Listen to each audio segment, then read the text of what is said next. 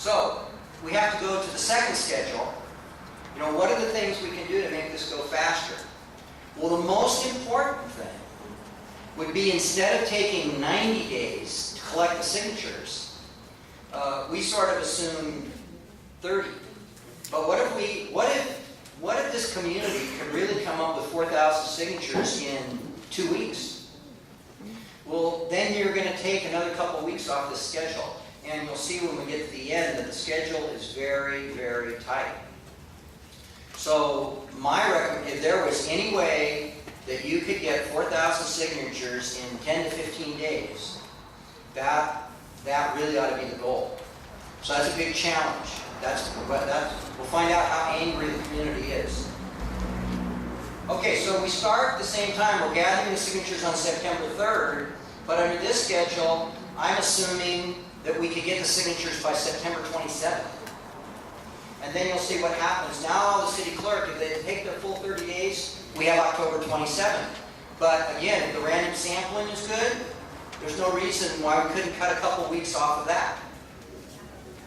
Council sets the election. Well, again, the council could delay us by 2 weeks. But if the council does what they say, they will act right away. And so we're talking about November 1, and then if you take the 88 days to the 125 days, we're talking about January 28th to March 7th. And the regular election day is supposed to be March 8th. So this schedule, we could go faster under this schedule, but it just barely beats the election date, and actually if the council took the full 14 days, we fall off this pace. So this whole process kind of started late, and we have to really be aggressive and really stay on top of it to make it work. And I know that a lot of people feel it's obvious what the community feels, and so since the community feels this way, and this started 2 months ago, why does it have to take so long? Well, I think one of the things we want to do is to show you, unfortunately, under the California Elections Code, there are quite a few steps that we have to go through. We can do it, but it's a challenge to everybody to develop this schedule, communicate with everybody, make sure the community understands it, and stay on schedule. Now, let's go to the petition itself. Let's talk about that for a minute. The elections code is very specific even to the size of the type on this petition. And I brought my secretary tonight because she spent the last 3 weeks doing nothing but typing petitions and retyping them and measuring them with her ruler to make sure that it's exactly the right format. Do you want to talk about the schedule? Oh, okay. If you can remember. We'll see. Now we're see what you remember.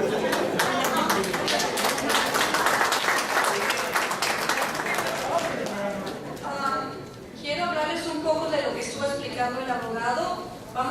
Voy a hablar de los tiempos límites. That is a good point.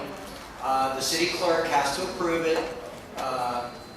I've done a lot of these, and you can be in a situation where the clerk comes up with something as a reason not to approve it, and this process can go back and forth. They told us that they're not going to act that way. We'll see, but there is some risk of that. Other questions? It was 9,000 something. So we're in the category, because of that, that's why we're in the 90-day category.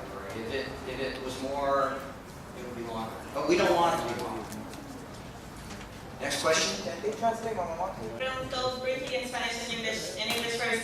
He asked, why are we doing this if it's going to take so long and there's an election in March anyways? One. To that he said, and what about the possibility that they're going to be indicted and found guilty before this happens? So why are we spending that energy? So él preguntó dos preguntas, que por qué estamos gastando tanta energía en este proceso si la elección de marzo va a ser tan cerca. número uno, y hay la probabilidad de que sean culpables basado en lo que las investigaciones están haciendo, porque estamos gastando este tiempo en el proceso de destrucción.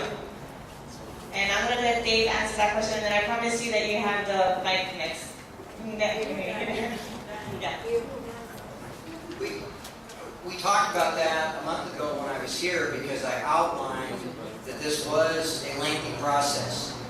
Two things. First of all, I've been a city attorney for 30 years.